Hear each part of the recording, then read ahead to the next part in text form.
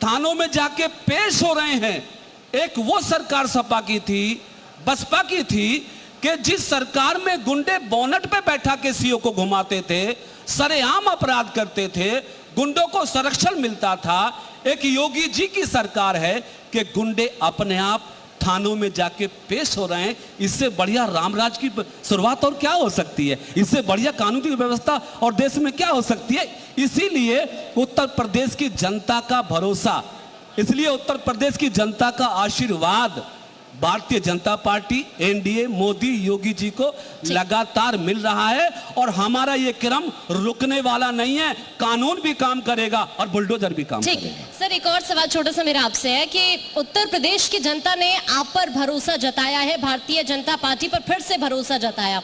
अब आते हैं बिजनौर पर। मुजफ्फरनगर, मेरठ, शामली की मैं बाद में बात करना चाहूंगी, लेकिन मुजफ्फरनगर, मेरठ ठीक है, धीरे धीरे डेवलप हो रहे हैं।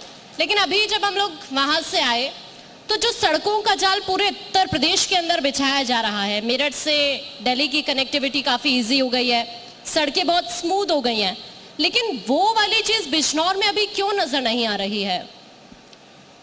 2017 से पहले उत्तर प्रदेश की पहचान देश में, दुनिया में बीमारू राज्य की थी।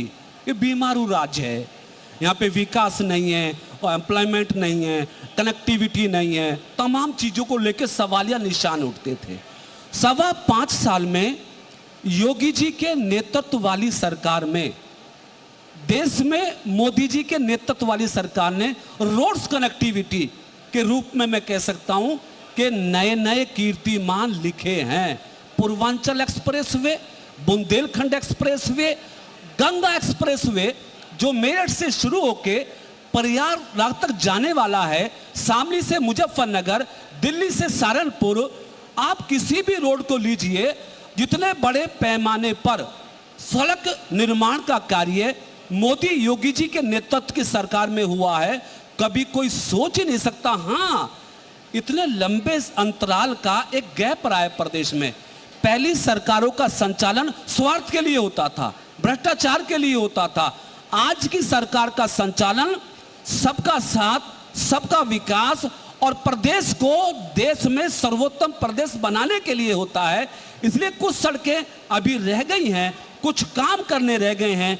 हम एक भी काम को नहीं छोड़ेंगे, हर काम को करके जो प्रदेश की जनता ने बिलीव किया है हमारे ऊपर, उस भरोसे को और ज्यादा बढ़ाएंगे। नरेंद्र जी, ये आपने बात हुई बाबा बुलडोजर, और देखिए उसका असर भी हो रहा है। पश्चिमी यूपी में लोग मानते हैं कि गुंडागर्दी कम हुई।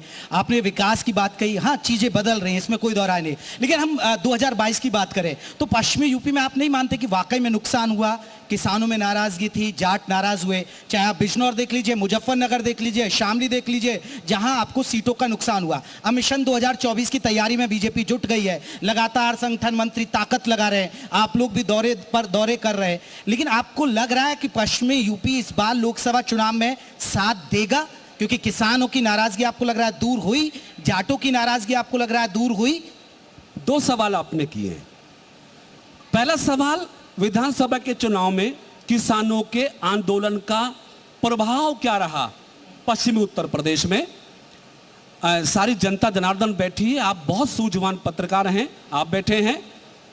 एक माहौल था 2022 से पहले, किसानों का एक फेक माहौल बनाने की कोशिश की। किसान नाराज हैं, पूरे प्रदेश में विरोध करेंगे, गन्ने का भुगतान नहीं हुआ, आंदोलन चलता रहा। दिल्ली में, गाजियाबाद, मुजफ्फरनगर, सब जगह हमारी सरकार के खिलाफ एक बहुत बड़ा षड्यंत्र किया गया।